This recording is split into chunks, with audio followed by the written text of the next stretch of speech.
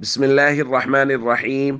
عن أبي هريرة رضي الله تعالى عنه قال قال رسول الله صلى الله تعالى عليه وسلم: ليس صلاة أثقل على المنافقين من الفجر والعشاء ولو يعلمون ما فيهما لأتوهما ولو حبوا. رواہ البخاری۔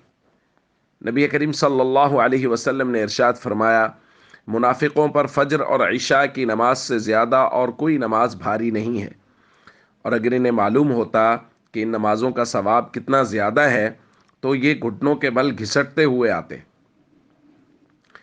دوستو، ہم بات کر رہے ہیں نفاق اور علامات نفاق کے متعلق۔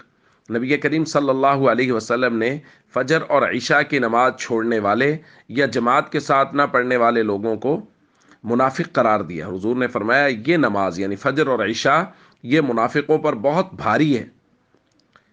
دوستو، سوچنے والی بات یہ ہے کہ جو لوگ فجر اور عشاء نہیں پڑھ رہے یا اس میں سستی کر رہے ہیں یا مسجد میں نہیں آ رہے، ان کے لیے تو نبی پاک صلی اللہ علیہ وسلم فرما رہے ہیں یہ منافقین جیسا کام کر رہے ہیں، یہ منافقت کی علامت ہے۔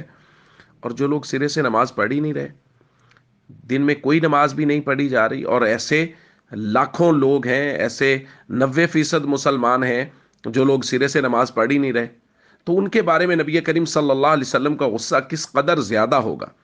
اور اسی روایت میں آگے حضور نے اپنے غصے کا اظہار فرمایا ہے۔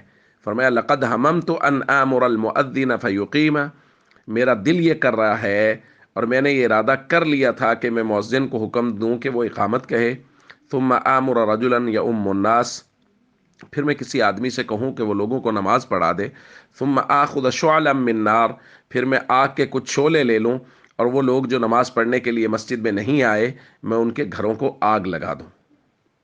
دوستو، یہ غصہ ہے نبی کریم صلی اللہ علیہ وسلم کا ان لوگوں کے بارے میں جو لوگ نماز مسجد میں پڑھنے کے لیے نہیں آ رہے، اور جو لوگ سرے سے نماز پڑھ ہی نہیں رہے، اور سالہ سال گزر گئے نمازوں کی غفلت ہو رہی ہے۔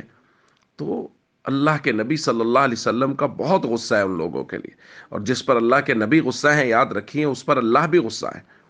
اس لیے ہم سب کو چاہیے اپنی نمازوں کی بہت زیادہ فکر کریں اور نمازوں کو باجماعت پڑھنے کی کوشش کریں۔ السلام علیکم ورحمۃ اللہ وبرکاتہ۔